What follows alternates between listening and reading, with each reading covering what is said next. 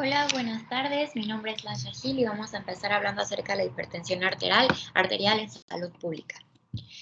Como primer punto vamos a describir de lo que contiene nuestra presentación. Como punto número uno vamos a hablar de la definición de esta enfermedad, datos estadísticos epidemiológicos a nivel mundial y nacional, historia natural de la enfermedad, niveles de presentación, análisis de determinantes y propuestas políticas que propongo para una mejoría de esta enfermedad. Como datos importantes encontramos que casi 100 millones de personas alrededor del mundo sufren de esta enfermedad, uno de cada tres adultos la padecen y se creó un día para conmemorar esta enfermedad, intentando hacer conciencia de la enfermedad, que es el 17 de mayo. La hipertensión arterial es un amigo silencioso. Esta frase me gustó mucho, ya que habla acerca que es una enfermedad que casi las personas no se dan cuenta que la tienen.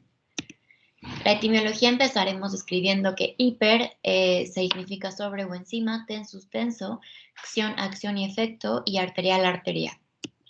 La definición que nos da la Organización Mundial de la Salud de esta enfermedad es que es un trastorno en el que los vasos sanguíneos tienen una tensión persistentemente alta, lo que puede llegar a dañarlos. Cada vez que el corazón late, bombea sangre a los vasos que llevan la sangre a todas las partes del cuerpo. La mayoría de las personas con hipertensión arterial no muestran ningún síntoma, como ya lo había mencionado.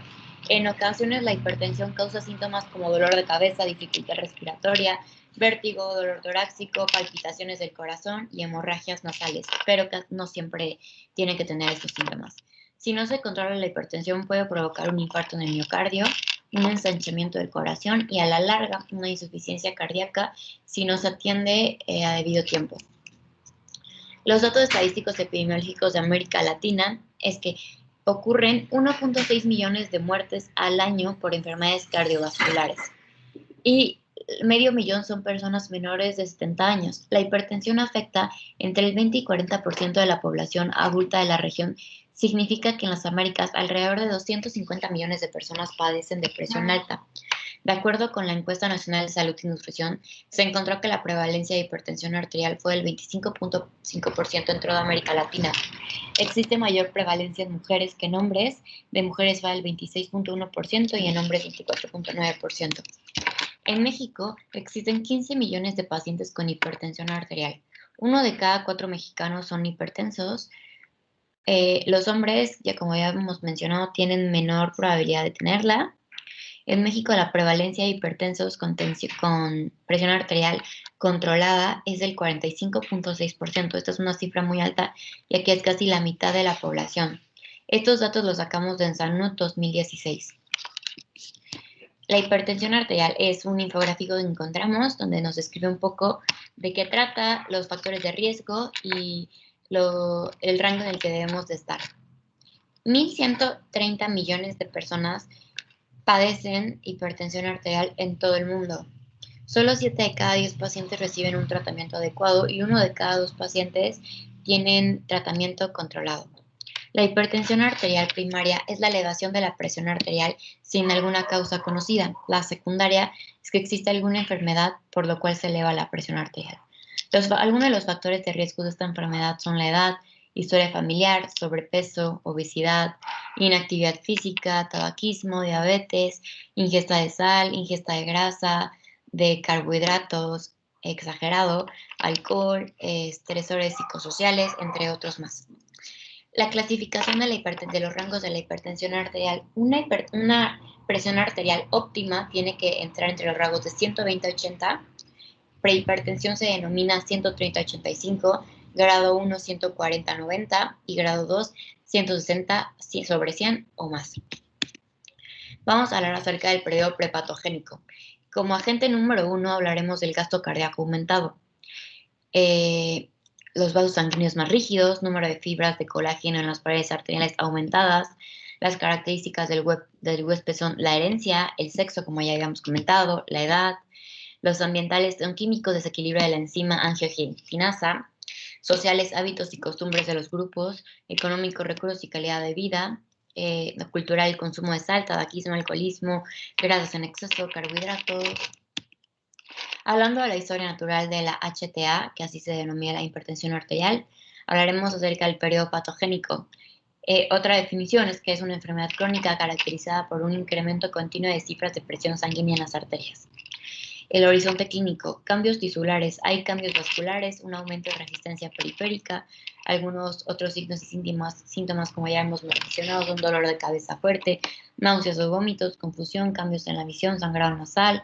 El daño o defecto es un gasto cardíaco de resistencia periférica, cambios de nivel del riñón, cerebro y corazón.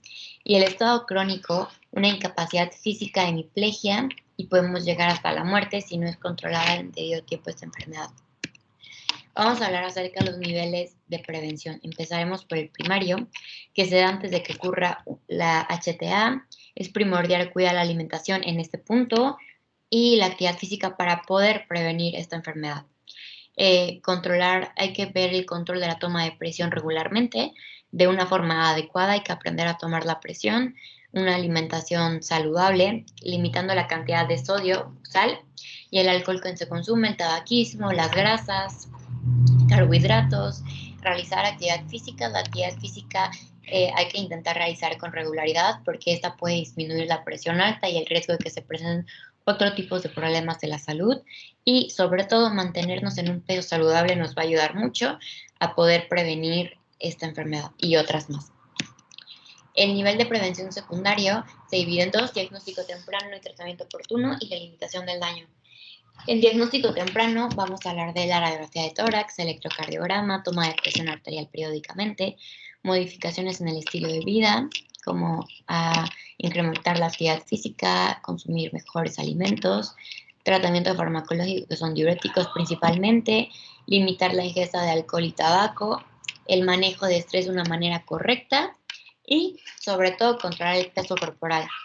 La limitación del daño se debe realizar control periódico de la tensión arterial, suministrar los medicamentos en horas correctas para no perder la acción del principio, y eso se presenta cuando ya está el diagnóstico de la enfermedad y tenemos que buscar acciones para modificar la enfermedad. Por último, la prevención terciaria, que es la rehabilitación.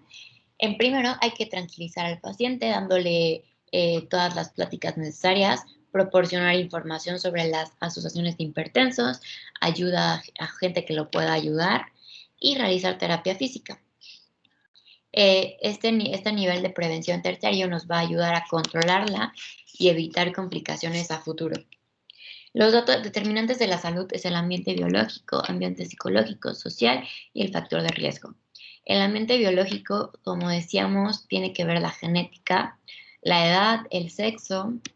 En los psicológicos, se encontró que muchos pacientes que llegan a tener esta enfermedad sufren de depresión y ansiedad. De hecho, se hizo un estudio en Chile en el 2019 en donde habla que pacientes con esta enfermedad presentan cambios de humor constantes, mayormente agresión y hostilidad, y que tienen una disminución de su humor propio. Los sociales son personas que realmente no realizan actividad física, tienen problemas sociales económicos, como ya lo hemos mencionado, y tienen un rechazo a la realidad constante. Aquí vamos a elaboré unas propuestas públicas que nos van a ayudar a intentar controlar o prevenir la enfermedad. En primer lugar, propongo educación nutricional en todas las partes de México para poder llegar a lugares, localidades muy lejanas que no tienen el conocimiento, sobre todo, de qué es comer saludable. Porque para comer saludable no tenemos que consumir muchos productos que sean de un costo elevado, sino más bien saber qué productos de calidad, alimentos de calidad, porciones y qué nos hace bien a nosotros. Esto nos va a ayudar a evitar muchas enfermedades, principalmente la hipertensión arterial.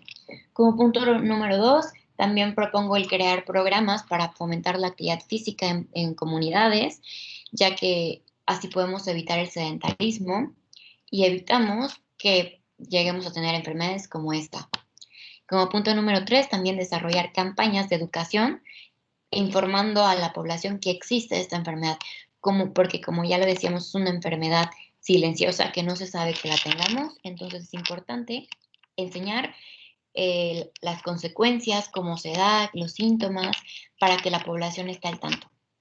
Y como por último punto, procuro el abastecimiento de medicamentos adecuado, porque muchas veces las personas que acuden a centros de salud no tienen, el centro de salud dice que no tiene los medicamentos o se quedan sin medicamentos.